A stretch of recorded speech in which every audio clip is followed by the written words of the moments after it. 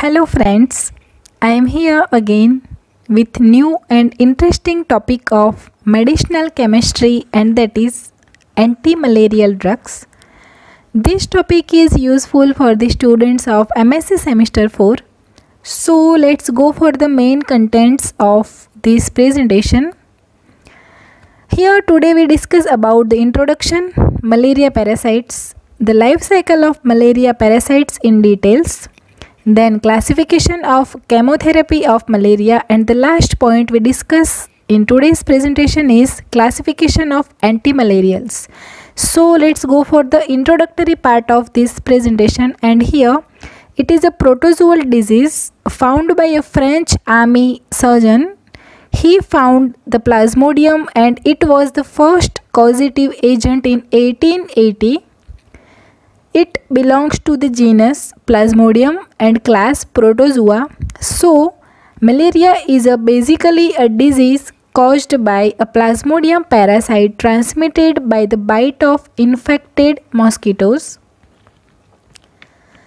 Now go for the next part of this presentation, and that is what are malaria parasites.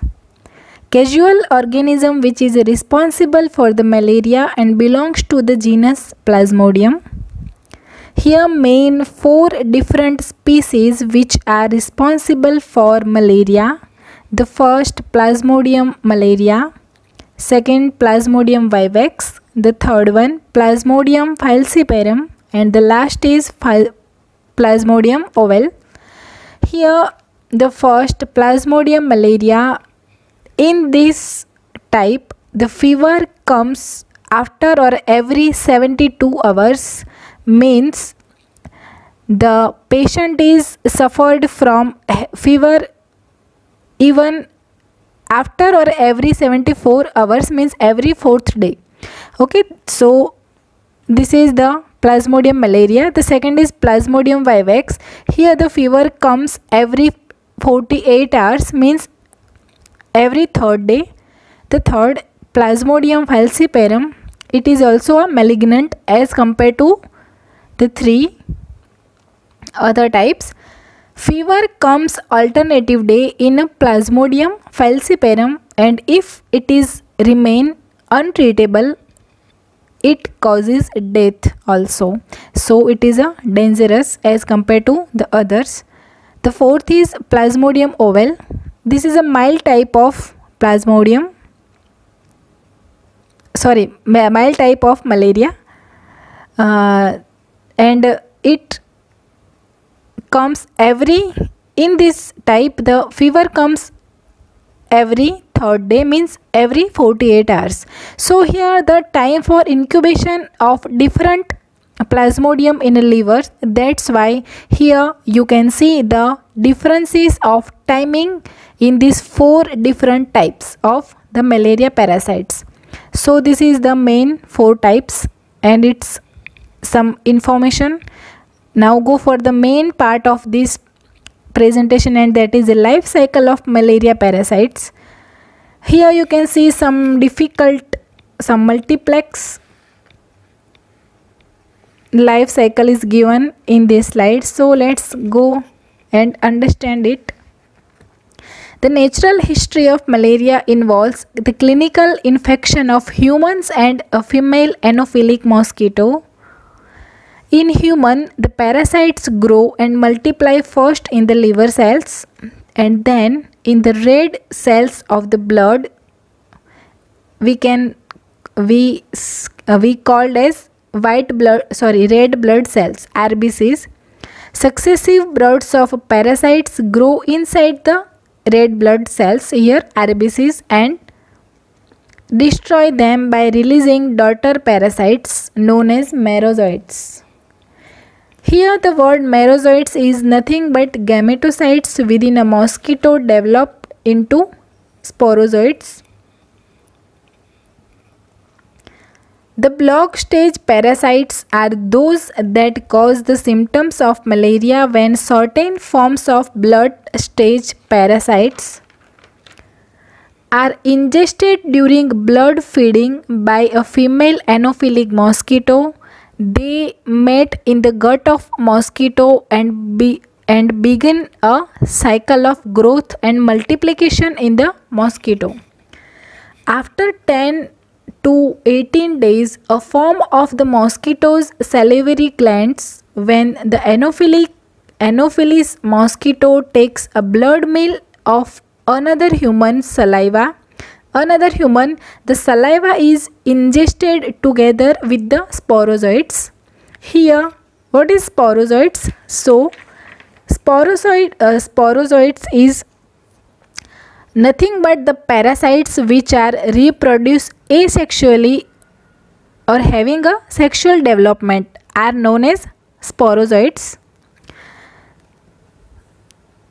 So here, which migrates, the sporozoites are migrates to the liver and thereby a beginning of a new cycle of malaria. Thus, the infected mosquito carries the disease from one human to another, acting as a vector, while infected humans transmit the parasites to mosquito in the contrast to the human host. The mosquito vector does not suffer from the presence of the parasites, which means if someone is having a parasites of this malaria, they is not aware that the parasites in his body. Now the malaria parasites life cycle involves main two hosts. During a blood meal, a malaria infected female Anopheles mosquito inoculates sporozoites into the human host, here given number 1. Sporozoites infect liver cells, number 2. You can see the numbering is given here in this slide to understand the better mechanism or a better life cycle. So here liver cells, number 2, the mature into schizonts, number 3, which rupture and release merozoites, here number 4, can persist in the liver and cause replace by invading the bloodstream in weeks or even after a year also. So after this initial replication in the liver, it's also called as exoerythrocytic schizogony. Here the given capital A you can see in this given slide. The parasites undergo asexual multiplication in the erythrocytes. Capital B is the sign given here. Merozoites infect red blood cells. Here number 5. The ring state tropozoites mature now into schizonts. Now what is schizonts? So here schizonts is a parasites which reproduce asexually are called or are known as schizonts. Okay, so what is schizonts? Which rupture releasing the merozoites, here number 5. Some parasites differentiative into a sexual erythrocytic stages known as gametocytes, number 7. Blood stage parasites are responsible for the clinical manifestations of the disease, and the gametocytes, male and female, are ingested by an Anopheles mosquito during a blood meal. Here number 8. The parasites multiplication in the mosquito is known as the sporogonic cycle, here given the capital C letter. While in the mosquito's stomach, the microgametes penetrate the macrogametes. Differentiate the words. Microgametes penetrate the macrogametes, generating zygotes, here number 9. The zygotes in turn become a motile, number 10, which invade the mid-gut wall midgut wall of the mosquito where they developed into oocytes. Here you can see oocytes, the number is 11. The oocytes grow, rupture and release sporozoites. Number 12, which make their way to the mosquito's salivary glands. So inoculation of the sporozoites, number 1, into a new human host perpetuates the malaria life cycle. So this is about the life cycle of malaria. Hope you understand it. Now go for the next slide. Chemotherapy of malaria. There are main 3 recognized manner to control malaria. The first, drug therapy, vaccination process, and the last is elimination of the vector. So go for the further details. The first, drug therapy. The substances which are used in a chemotherapy of malaria, either isolated from a plant source or a synthetic compounds. The first, compounds which are isolated from plant sources, for examples, quinine, quinidine, cinchonine or cinchonidine. These 4 example here given is a compounds which are isolated from plant sources. Now go for the next, the second, synthetic compounds used in chemotherapy. Here some example is given, chloroquine, pamaquine, primaquine, etc. So this is about the drug therapy, the drug which is used to cure a malaria. The next is vaccination. Here vaccination process, vaccination of a malaria having a relatively low efficacy. It's about 20 to 26%. Good safety profile for infants and pregnant women. Effective against all the species of malaria, but mostly for a Plasmodium falciparum and Plasmodium vivax. It is divided into 3 stages: pre-erythrocytic vaccine, second is blood stage vaccine, and third is transmission blocking vaccine. So this is about the vaccination to cure the malaria. The third and the last is elimination of vector. There are 2 different ways to control mosquito carriers. First is to check and prevent the usual contact between the human and insect simply by installing nylon or iron screen on a windows or using mosquito netting. The second is elimination of Anopheles mosquito by the application of insecticide and destroying the breeding hideout. So this is about the elimination of vector. Now go for the next, classification of antimalarials. Antimalarials can be classified according to the chemotherapy or a malarial activity, and the second is chemical structure of antimalarial drugs. So here the first, classification according to the malarial activity. The first is tissue schizonticides for a casual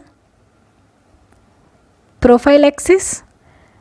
So the tissue schizonticides for a casual prophylaxis, these drugs acts on the primary tissues forms of plasmodia which are growth within the liver and initiate the erythrocytic stage. Here some example of the tissue schizonticides for casual prophylaxis are pyrimethamine, primaquine, etc. The second is tissue schizonticides for preventing relapse.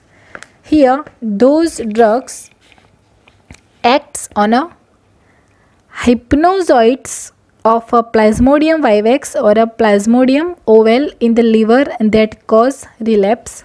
Some example is primaquine, pyrimethamine, etc. The third is blood schizonticides. Okay, these are the most important drugs. They are act on the blood forms of the parasites and thereby they terminate the attack of malaria. Some example of the blood schizonticides are chloroquine, quinine, sulfones, tetracyclines, etc. The fourth is gametocytosides. What? Gametocytosides. These drugs destroy the sexual form of parasites in the blood and thus prevent the transmission of infections. Infections to mosquito. Here some example is chloroquine and quinine. Here chloroquine and quinine is used to prevent the Plasmodium vivax and Plasmodium malaria, and the primaquine is used against Plasmodium, against all the types of species of Plasmodiums, means all the four: Plasmodium ovale, Plasmodium falciparum, Plasmodium vivax and Plasmodium malaria. The fifth is sporonticides. Here sporonticides, these drugs prevents development of oocytes in the mosquito, thus prevent transmission. For example, primaquine, chloroquine, etc. Now go for the classification according to chemical structures. Here some example are given here.